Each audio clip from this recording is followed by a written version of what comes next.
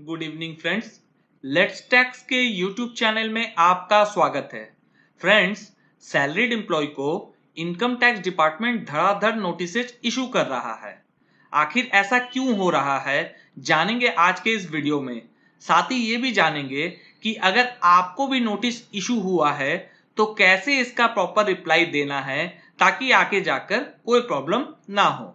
Friends, काफी सालों से इनकम टैक्स डिपार्टमेंट द्वारा ये ऑब्जर्व किया जा रहा था कि सैलरीड एम्प्लॉय के रिटर्न्स में बहुत सारे ऐसे डिडक्शंस क्लेम किए जा रहे थे जो एक्चुअली में उन्होंने इनकर नहीं किए थे। खास करके 80C जैसे कि LIC की पेमेंट या फिर PPF की पेमेंट एटसेट्रा, 80D जैसे कि मेडिक्लेम या फिर हेल्थ इंश्योरेंस के payment, 24 sub clause B interest on housing loan and 1013A house rent allowance.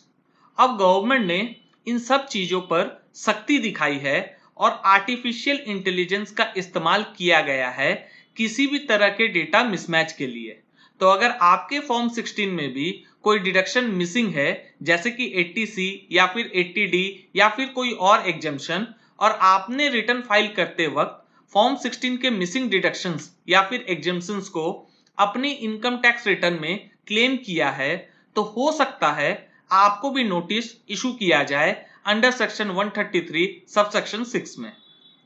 तो ये थे कारण जिसके वजह से आपको भी इनकम टैक्स की नोटिस आ सकती है।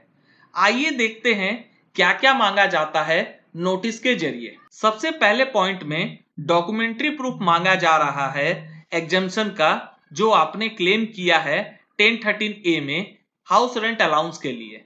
साथ ही सेक्शन 10 सबसेक्शन 14 यानी कि ड्यूटी रिलेटेड अलाउंस के लिए एंड 24B यानी कि इंटरेस्ट जो आपने पे किया है हाउसिंग लोन के लिए, इन सब का डॉक्यूमेंट्री एविडेंस आपको देना होगा। अगर डॉक्यूमेंट्री एविडेंस की बात करें तो 1013A के लिए आपको rent agreement and rent receipt की कॉपी अपलोड करनी होगी। इसके अलावा 24B की अगर बात करें तो आपको इंटरेस्ट सर्टिफिकेट की कॉपी सबमिट करनी होगी इनकम टैक्स पोर्टल पर। दूसरे नंबर पर डॉक्यूमेंट्री प्रूफ मांगा जा रहा है चैप्टर 6A के डिडक्शन का, जिसमें देखा जाए तो सारे डिडक्शंस जैसे कि 80C, 80D, 80DD, 80DDB, 80E, 80G, 80GGC, 80U, 80EE, 80EEB etcetera सारे ही डिडक्शन के डॉक्यूमेंट्री प्रूफ मांग लिए गए हैं। तो अगर आपने अपनी ITR में डिडक्शंस क्लेम किया है तो आपको पेमेंट रिसिप्ट्स सबमिट करनी होगी इनकम टैक्स के पोर्टल पर। तीसरे एंड आखिरी में आपको name, address and mobile number देना होगा चार्टर्ड अकाउंटेंट या फिर एडवोकेट या फिर इनकम टैक्स प्रिपेयरर का जिन्होंने आपकी रिटर्न फाइल करी है। तो फ्रेंड्स, मेरा सजेशन यही है कि अगर आपकी इनकम टैक्स रिटर्न सिंपल है एंड आप कैपेबल हो उसे फाइल करने के लिए, तो आप खुद से ही फाइल करो अपनी ITR को। एंड अगर आपकी ITR कॉम्प्लेक्स है जैसे कि आपके शेयर्स एंड म्यूचुअल फंड के कैपिटल गेन्स है या फिर आप इंट्राडे और फ्यूचर एंड ऑप्शंस में डील करते हो, तो आपको एक प्रॉपर प्रैक्टिशनर की मदद लेनी चाहिए। फालतू के रिफंड वालों के चक्करों में नहीं पड़ना चाहिए जो कुछ परसेंटेज के बदले आपको रिफंड दिलाने का वादा करते हैं, क्योंकि ये याद रखना है कि अगर आप डॉक्यूमेंट्री प्रूफ नहीं दे पाएंगे तो जो रिफंड आपने क्लेम किया है वो तो जाएगा ही, साथ ही साथ 200% की पेनल्टी आपको अलग से अदा करनी होगी। आइए देखते हैं हम नोटिस का रिप्लाई कैसे फाइल कर सकते हैं। सबसे पहले आपको इनकम टैक्स के पोर्टल पर लॉगिन कर लेना है। उसके बाद ऊपर में दिया गया पेंडिंग एक्शंस के टैब में जाना है। वहां पर आपको ई प्रोसीडिंग का ऑप्शन दिखाई देगा जिसको क्लिक कर लेना है। ई प्रोसीडिंग पर क्लिक करते आपको कुछ इस प्रकार से दिखाई देगा। यहां पर आपको सबमिट रेस्पॉन्स पर क्लिक कर लेना है। क्लिक करते ही ये इंस्ट्रक्शन आपके सामने खुल जाएगा जहां पर आपको अटैचमेंट के टाइप बताए गए हैं। आप PDF, एक्सेल या फिर CSV फाइल को अटैच कर सकते हैं।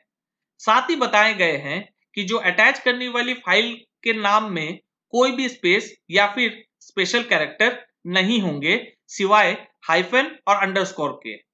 इसके साथ साथ स्कैन का तरीका भी बताया गया है कि एटलीस्ट 300 DPI में स्कैन करना है, ब्लैक एंड व्हाइट फॉर्मेट में ही डॉक्यूमेंट हो एंड पासवर्ड प्रोटेक्टेड ना हो।